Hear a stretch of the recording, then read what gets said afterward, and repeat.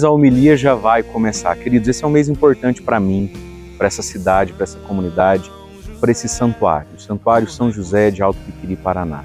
Você pode ver aí que as coisas têm acontecido, têm crescido, mas temos muito por fazer. Dia 17 de março, véspera da solenidade de São José, você pode ter um tijolinho nesse momento histórico que agrada o coração de Deus. Adquira suas cartelas, nos ajude, concorra aí da sua casa e faça parte desse grande momento, dessa grande construção da casa de São José.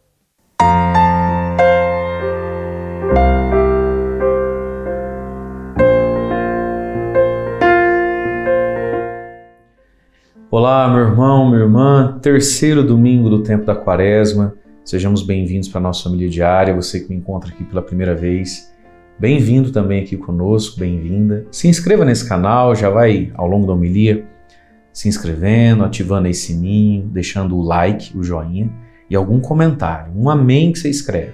Isso é muito importante porque isso esquenta o vídeo, faz o YouTube nos mostrar para mais pessoas, tá bom?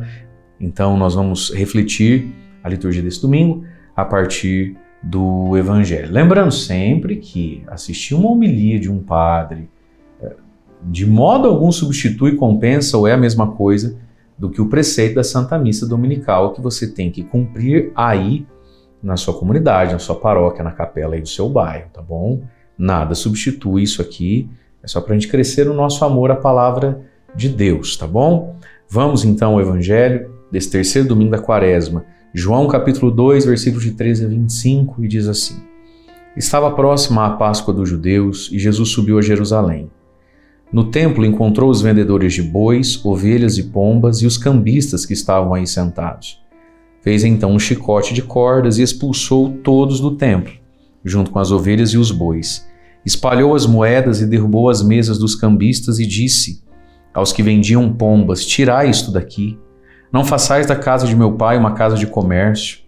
Seus discípulos lembraram-se mais tarde que a Escritura diz: O zelo por tua casa me consumirá. Então os judeus perguntaram a Jesus: Que sinal nos mostras para agir assim? Ele respondeu: Destruí este templo e em 3 dias o levantarei. Os judeus disseram: 46 anos foram precisos para a construção deste santuário e tu o levantarás em 3 dias? Mas Jesus estava falando do templo do seu corpo. Quando Jesus ressuscitou, os discípulos lembraram-se do que ele tinha dito e acreditaram na Escritura e na palavra dele. Jesus estava em Jerusalém durante a festa da Páscoa. Vendo os sinais que realizava, muitos creram no seu nome. Mas Jesus não lhes dava crédito, pois ele conhecia a todos e não precisava do testemunho de ninguém acerca do ser humano, porque ele conhecia o homem por dentro. Palavra da salvação. Glória a vós, Senhor. E eu já vou começar grifando aqui com o meu verde Palmeiras. Que coisa linda. Porque ele conhecia o homem por dentro. Ei, rapaz, ninguém enganou Jesus. Nem quem não gostava dele, nem quem bajulava ele.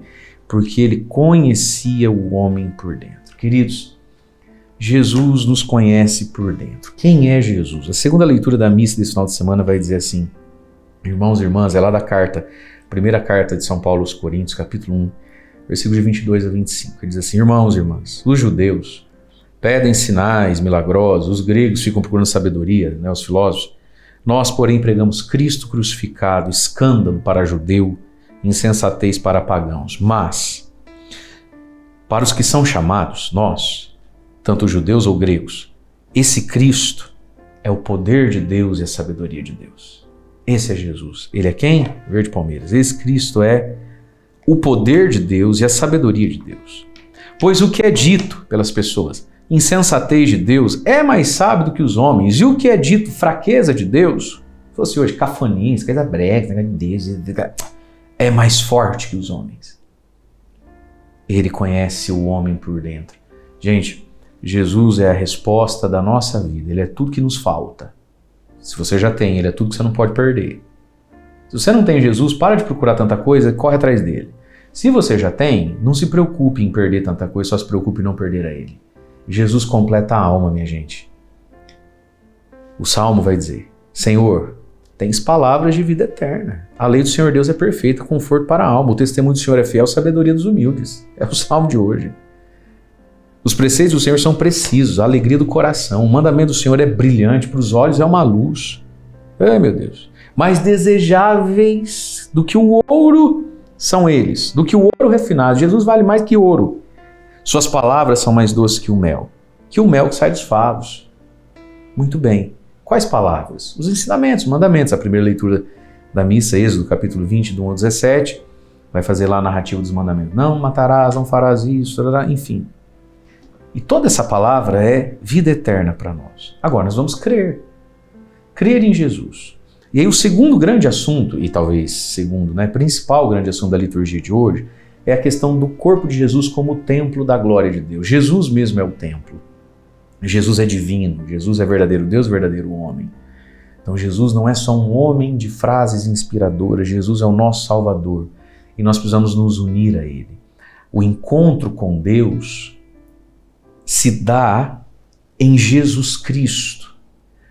O encontro do humano com o céu se dá em Jesus. Ele é o novo templo.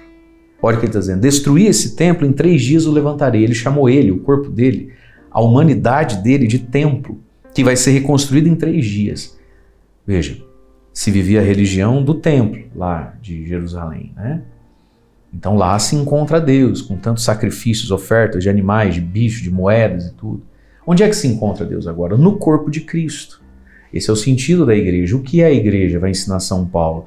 A igreja é o corpo de Cristo na terra. Cristo é a cabeça de um corpo que é a igreja. E que sim, para celebrar e se encontrar, constrói templos. Mas qual é o sentido do templo?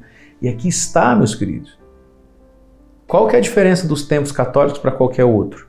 É que dentro do templo católico tem o verdadeiro templo, que é o corpo de Cristo no sacrário.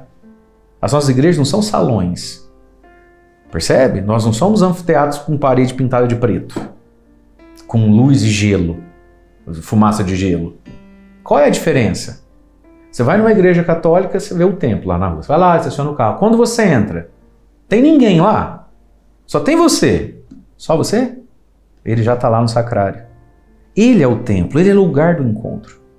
Por isso, o encontro com Deus se dá na pessoa de Jesus, no seu santíssimo corpo, imolado, oferecido na cruz, presente, corpo, sangue, alma e divindade para nós, na Eucaristia, que comungamos, e na reserva eucarística que fica no sacrário. Esse é o sentido das nossas igrejas. Esse é o plus, esse é o diferencial. Por isso que a gente nunca entra numa igreja como se estivesse entrando dentro de qualquer lugar, mascando chiclete, roupa indecente e conversando igual um esparolado. Porque quando a gente entra numa igreja, Jesus está no Santíssimo Sacramento. O verdadeiro templo de Deus na terra, que é o corpo de Cristo, já está lá. E quando a gente é inserido nele pelo sacramento do batismo, nós também nos tornamos templos do Espírito Santo. Portanto, 1 templinho, 2 templinhos, 400 templinhos reunidos ao redor do templo de Deus, que é Cristo. Para tudo isso a gente constrói um templo que expresse a beleza, a alegria e a generosidade da nossa fé. Aí vamos lá então para o Evangelho um pouquinho mais. Era próxima da Páscoa dos judeus, está próxima à nossa, E no templo, veja, Jesus ia ao templo. Gente, Jesus não é um rebelde sem causa. Oh meu Deus, as pessoas usam Jesus, meias verdades, meias frases para ficar fazendo lacração. Você precisa de igreja, meu Deus é meu coração. Ai, impaciência. Jesus foi ao templo, várias vezes Jesus foi ao templo. Jesus nunca dizia, não vai no templo, melhor rezar em casa, que adianta no templo que o povo for que precisa rezar em casa. Jesus nunca usou essas conversinhas preguiçosas que você usa. Nunca. Jesus ia ao templo. E aqui ele vai purificar o templo. O templo tem seu valor, sua utilidade. Ele foi ao templo. Só que naquele dia, qual é o problema? E aqui vamos entender. Fez então um chicote de cordas, expulsou todos do templo. Os vendedores de boi, de ovelhinha e os vendedores das pombinhas. E também os cambistas. E disse o quê? Versículo Palmeiras, verde Palmeiras aqui. Tirai isso daqui.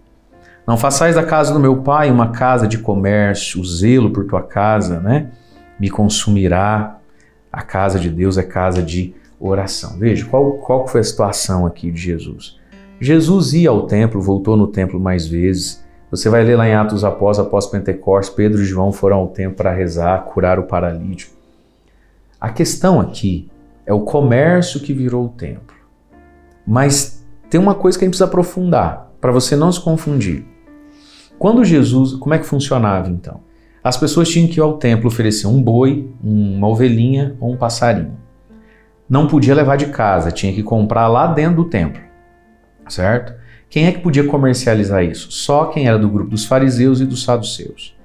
Aí, juntamente com os escribas, também colocaram uma lei. O templo é santo, tudo que está fora do templo é pagão, é impuro. Portanto, para comprar esse boi, essa ovelha ou esse passarinho, que era a oferta dos pobres, não pode vir o passarinho lá da sua casa. Quem é pobre não pode caçar um passarinho, tem que comprar aqui dentro, porque lá de fora é impuro. Olha a conversa. Tem que ser daqui de dentro. Muito bem. Mas também não pode ser com a moeda lá de fora, que você ganha no seu trabalho. Essa moeda também é impura para o templo. Então você tem que trocar a moeda lá de fora pela moeda do templo para comprar dentro do templo o passarinho que você tinha em casa, mas tem que ser aqui. O boi que você tem, mas tem que ser aqui. Então os cambistas. Então vamos pensar que você entrava dentro do templo, da igreja, não podia comprar nada em real, você tem que converter o dinheiro. Então eles exploravam o povo na hora de fazer a conversão da moeda e na hora de não deixar os pobres trazer o passarinho de casa. Na hora de não deixar o remediadinho trazer a ovelhinha de casa. Na hora de não deixar o mais rico trazer o boi de casa. Tem que comprar tudo aqui dentro. Mas aqui tem um porém. É que sem a pombinha, sem a ovelha ou sem o boi, você não pode rezar. Se você não oferecer um boi, Deus não vai te perdoar, porque o perdão dos pecados está associado ou oferta um boi ou não tem o perdão dos pecados. Ou oferta a ovelha, ou oferta o passarinho, ou não está feito o negócio. Lembra lá quando Jesus é menininho, 40 dias após seu nascimento, São José leva a Virgem Maria e o menino Jesus ao templo para a purificação que a mãe, Maria, a mulher, tem que fazer, por causa do sangue, darará. Então, como é que faz isso? Paga. Se não pagar, não tem. Então, esse é o problema dessa questão aqui da casa de comércio. Então, vamos lá. Vocês estão vendo aí eu querendo vender uma carta, mas não, que é pouca, se fosse possível, cartelas, né? Vamos no plural, pega mais de uma, você pode, você está aqui comigo todo dia. Ah, essa espada é uma benção, compra uma cartela. E veja, com esse evangelho aqui. Por quê? Você vem aqui no Santuário de São José, você não precisa pagar para entrar, para rezar, para dar glória, para chorar, para fazer o que quiser. Agora, se você quer levar uma camiseta, um chaveiro, aí você tem que comprar, eu não vou te dar isso.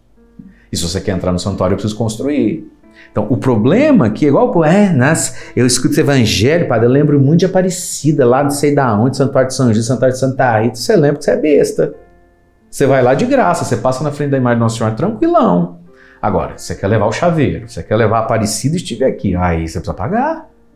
E o tempo precisa se manter. Mas você vai lá e reza, dá o seu louvor, apresenta os seus pedidos, tudo de graça.